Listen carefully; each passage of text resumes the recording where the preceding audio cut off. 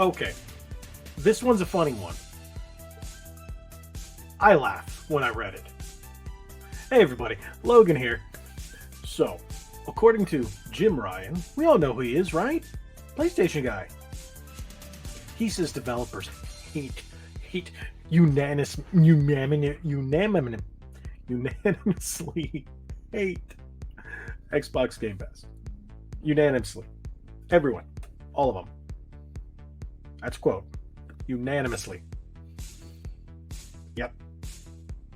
No bias right there. None. Zero. Zilch. See that? Nope. Okay. No bias. None. Okay.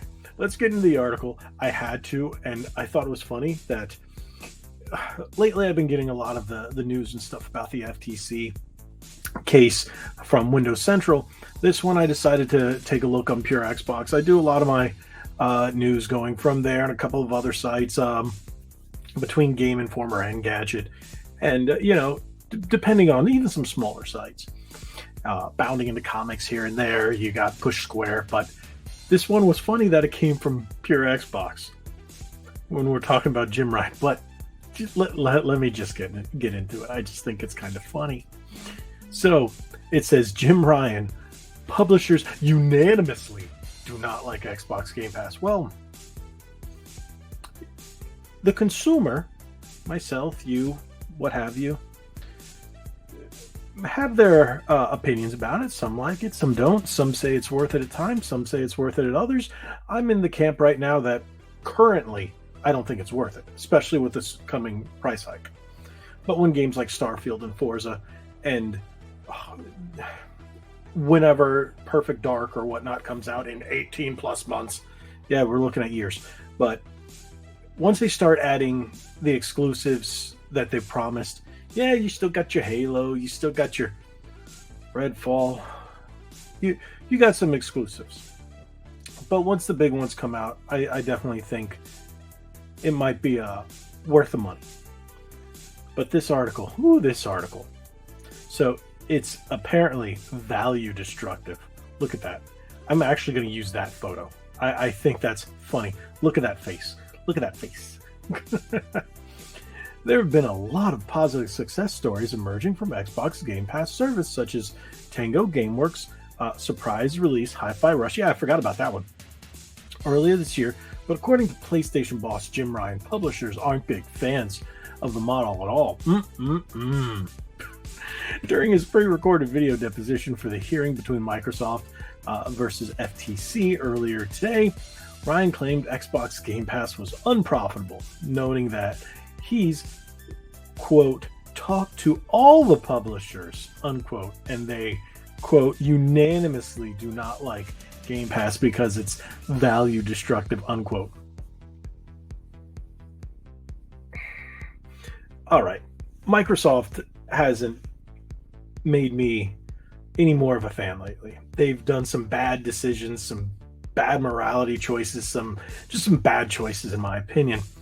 And this is just a joke. Come on, Jimmy boy. Come on, Jimmy boy.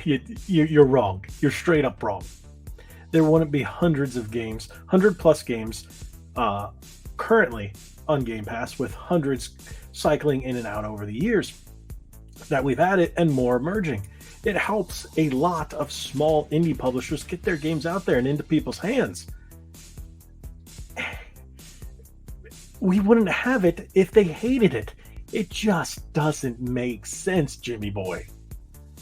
Yeah, he's older than me. I'm calling him Jimmy boy. The PlayStation boss is also of the belief Microsoft is losing, quote, a lot of money, unquote, from the service. Microsoft has said the opposite.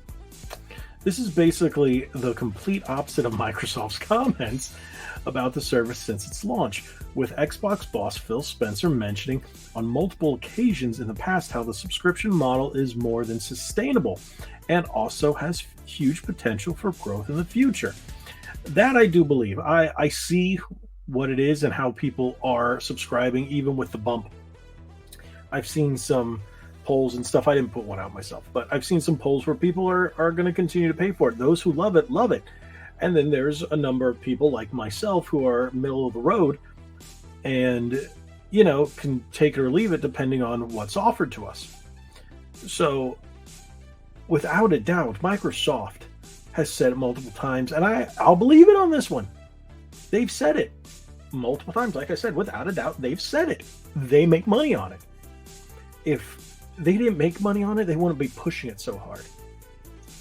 You see how hard they push the consoles? Yeah, they don't. Why? Because they don't make money on them. They make money on Game Pass.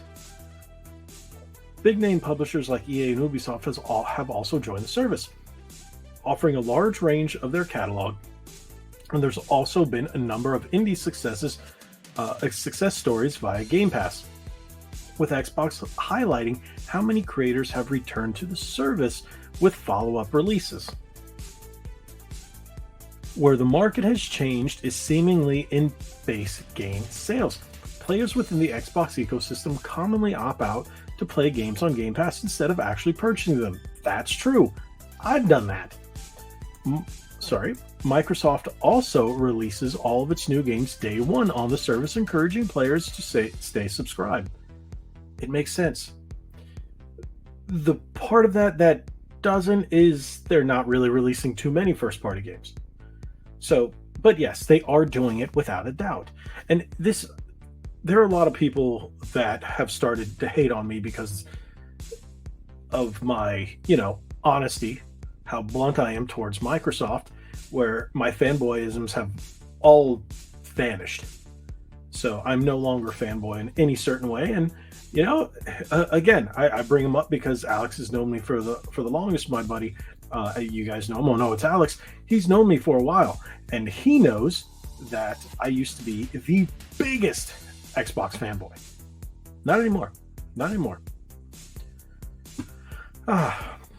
In contrast, Sony is still against the idea of new releases being on its own PS Plus subscription service at launch, with the company seemingly concerned about cannibalizing regular game purchases, which is still an effective sales strategy for PlayStation. That is completely fine when it comes to their strategy.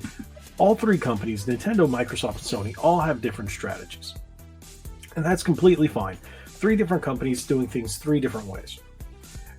Microsoft and Sony at one point were mirror images of each other. They did the same thing, just differently. Now, honestly, Xbox seems to be the way of streaming, downloadable games, digital content. Xbox Series S, 1 terabyte is going to be a big thing. I have a feeling it's going to sell very well, especially with the black color where it's all sleek and everything matches the Series X. A lot of people like the fact that it'll match their other electronics and stuff like that. So with 1 terabyte, it's Game Pass friendly right there, where the standard Series S being cheaper, but with only the 500 isn't that much. Is it 520? I don't remember. After mine took a I got rid of it. It stopped working. So I'm looking at getting this new Series S because it's actually good to put in another room, but we'll see.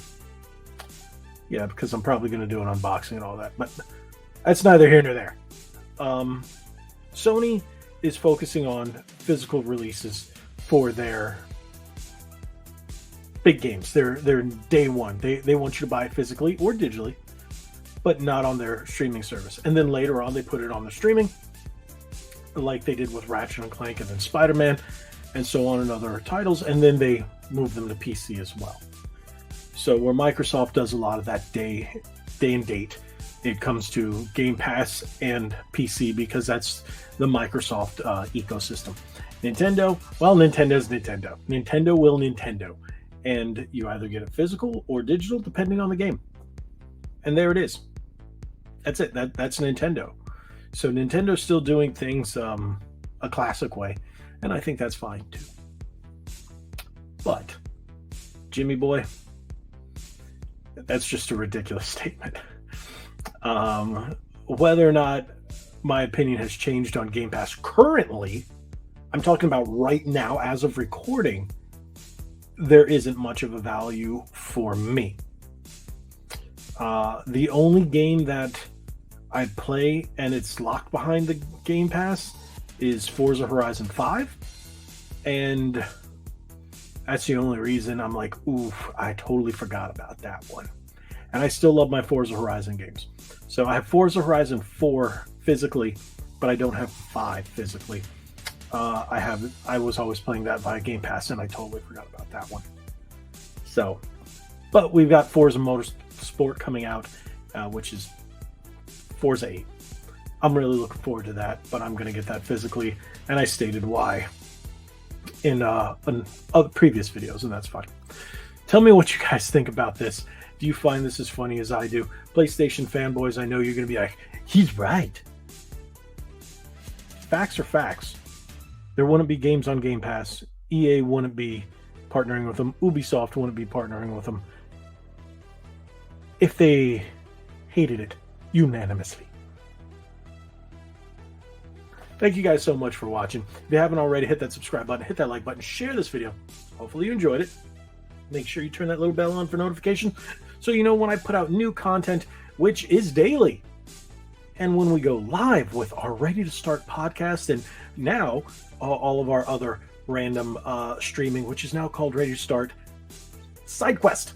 So all under one branding, Red Bandana Gaming and Ready to Start podcast. Thank you guys so much. Like what I was saying, be legendary. I'm a fool.